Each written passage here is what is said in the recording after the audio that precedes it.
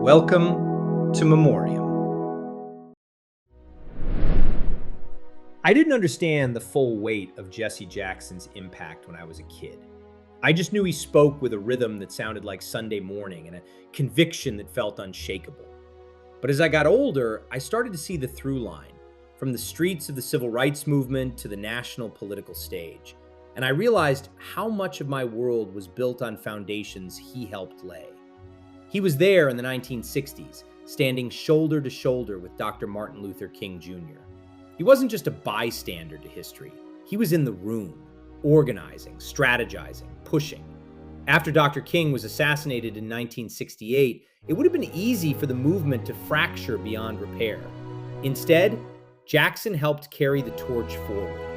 He founded Operation Push, People United to Save Humanity, right there in Chicago. That wasn't just a slogan, it was an economic strategy. He pushed corporations to hire Black executives, to invest in Black communities, to recognize that civil rights without economic power was incomplete. In the 1970s and 80s, he widened that vision. He formed the Rainbow Coalition. And I remember hearing that phrase as a kid, Rainbow Coalition, and feeling like it meant something bigger than politics. He wasn't just talking about black and white. He was talking about farmers in the Midwest, Latino communities in the Southwest, working class families everywhere.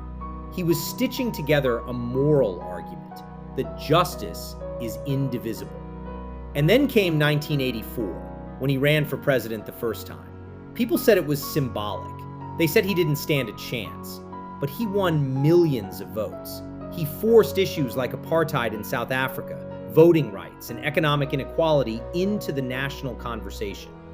4 years later, in 1988, it wasn't symbolic anymore. He won primaries. He came in second in the Democratic race. For a Black man born in the segregated South to stand on a convention stage and command that kind of national support, that changed what was imaginable. I think about that a lot. Before there was a viable Black presidential nominee in the 21st century, there was Jesse Jackson, proving it could be done. He expanded the electorate. He registered voters who had never believed their ballot mattered. He made the Democratic Party reckon with communities it had too often taken for granted. But his legacy isn't just electoral math. It's the hostages he negotiated for, traveling to Syria and Cuba, sitting down with leaders most Americans only saw as enemies, and bringing people home. It's the protests against apartheid when it was still politically risky. It's standing with striking workers, with family farmers facing foreclosure, with young people who felt invisible. He had critics, he made mistakes, he said things that sparked controversy. But even his missteps unfolded in public because he was always in the arena, always pushing. What strikes me now is how fearless he was about demanding a seat at the table, and if there wasn't a table, building one. He understood media, he understood spectacle, but underneath that was discipline and organization. He trained activists, he built institutions, he knew movements need structure to survive.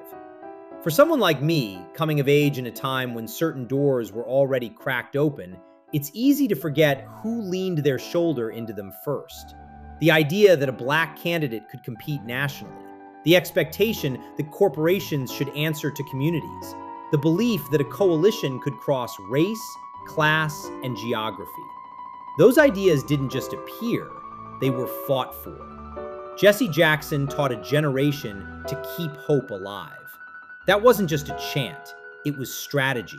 Hope as fuel, hope as resistance, hope as organizing principle. And maybe that's his greatest historical impact.